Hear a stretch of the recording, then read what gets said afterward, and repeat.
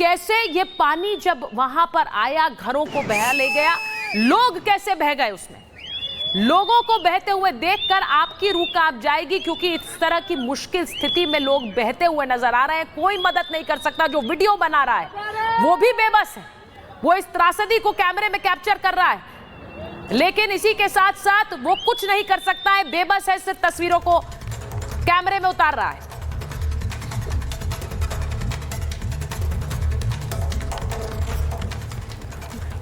तो एनडीआरएफ की रेस्क्यू की तस्वीरें आ गई है, लोगों को कैसे निकाला गया है। ये तस्वीरें एनडीआरएफ की तरफ से जारी की गई हैं। जो लोग वहां से निकाले गए हैं उन्हें अस्पताल पहुंचाया गया। अभी ये रेस्क्यू ऑपरेशन जारी है। हमें नहीं पता कितने लोग वहां पर मलबे में फंसे हुए हैं, मलबे में दबे हुए हैं। पूरी की पूरी बिल्डिंग, इमारतें बह चुकी हैं, लोग बह गए हैं। बिल्डिंग के बहने की तस्वीरें भी आपको दिखाती हूं। और ये आपको बताऊं कि उत्तरकाशी में बादल फटने के बाद हाई अलर्ट, उत्तरकाशी में बादल फटने के बाद हाई अलर्ट हो गया है। नदियों से दूरी बनाए रखने के लिए कहा जा रहा है कि नदियों से दूरी बनाए रखें। अपने जानवरों को, मवेशियों को भी दूर रखने के लिए कहा गया है।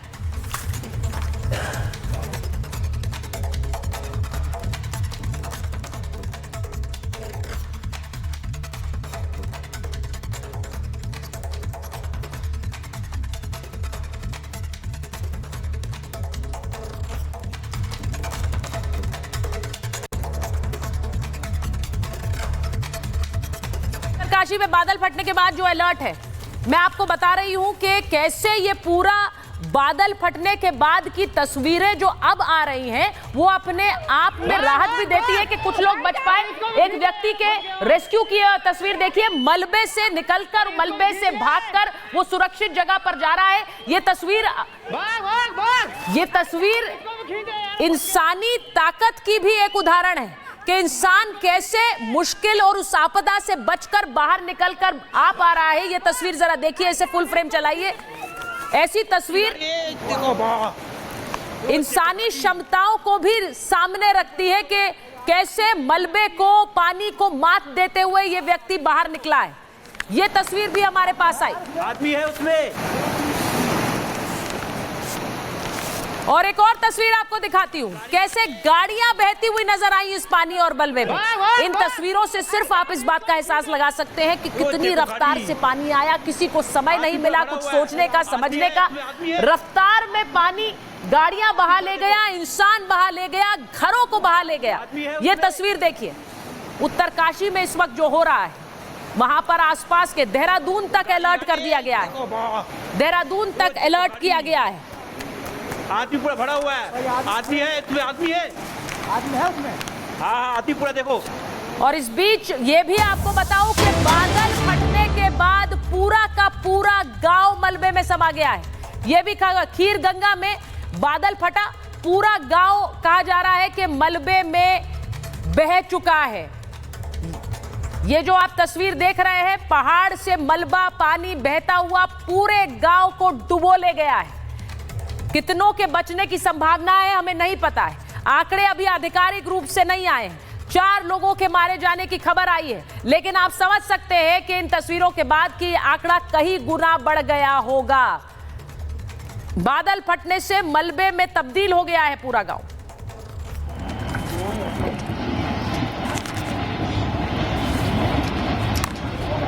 सब क्या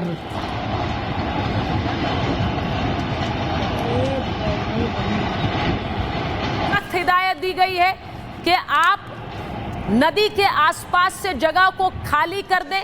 ये तस्वीर देखिए, सारा घर जो वहां पर रेस्टोरेंट्स, होटल्स, क्योंकि ये पूरा इलाका वो था जहां पर पर्यटक जाते थे, वो अब सब समतल हो गया है, मलबे की भेंट चढ़ गया है।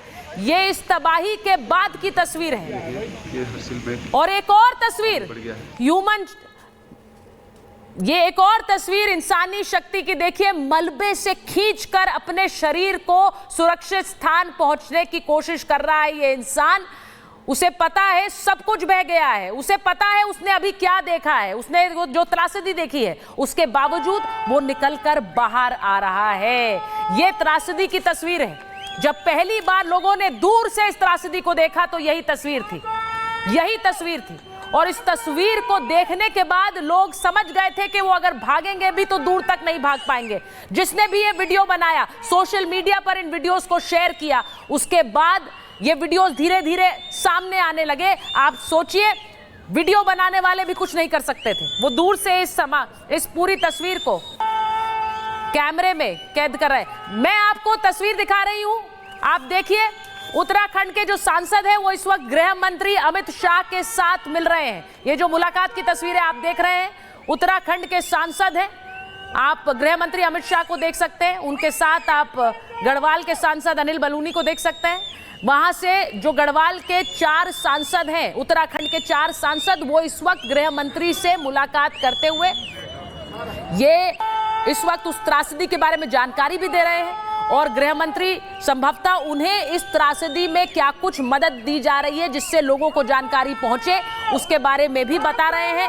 बहुत बड़ी त्रासदी, जैसा मैंने कहा, केदारनाथ की एक त्रासदी उत्तराखंड ने देखी है।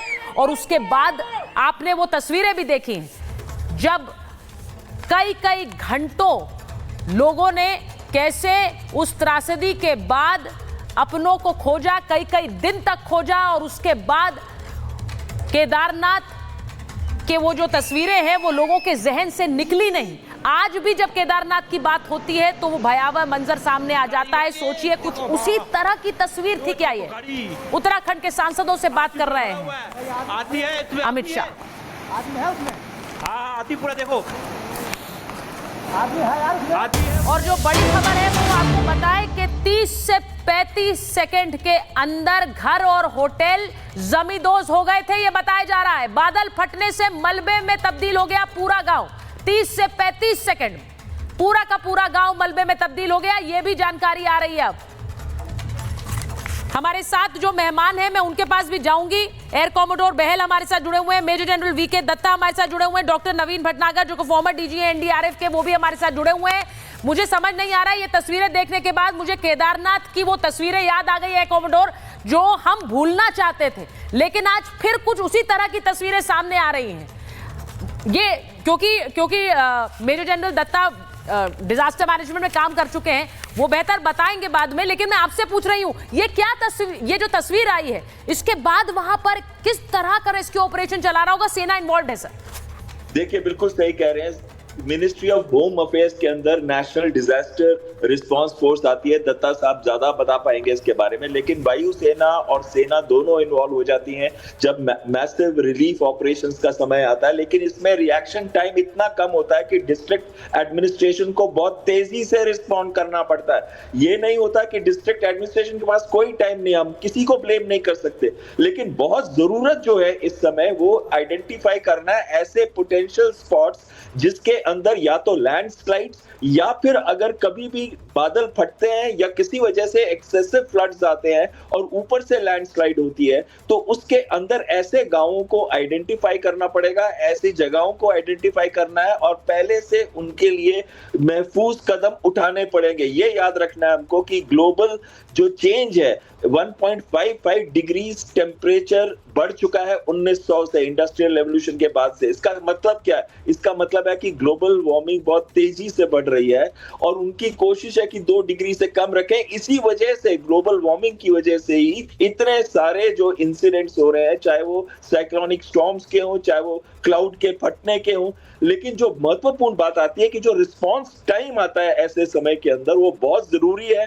हमें शॉर्ट टर्म मेजर्स पे भी देखना है, मीडियम टर्म मेजर्स पे भी देखना है, हमें लॉन्ग टर्म मेजर्स पे भी देखना है। हम भारत इस पे काम भी कर रहा है, लॉन्ग टर्म मेजर्स पे हम बहुत सारी चीजें ग्रीन कर रहे हैं, यानी कि हम सोलर एनर्जी या फिर जो दूसरी टाइप की विंड एनर्जी और जो दूसरे ऑल्टरनेटिव फ्यूल्स हैं, रिन्यूएबल फ्यूल्स हैं, हम उसका इस्तेमाल कर रहे हैं और बढ़ा रहे हैं इस्तेमाल। हमारा एक प्रॉपर रोड मैप है और बहुत तेजी से हम रोड मैप से भी तेज चल रहे हैं। लेकिन जो पूरे विश्व के अंदर जो ग्लोबल वार्मिंग हुई है और जिस हिसाब से लेवल्स बढ़ गए हैं ओशंस के अंदर, वो कितना हीट को एब्जॉर्ब कर सकते हैं, उसी वजह से इतने हैवी रेन्स कहीं पे सडन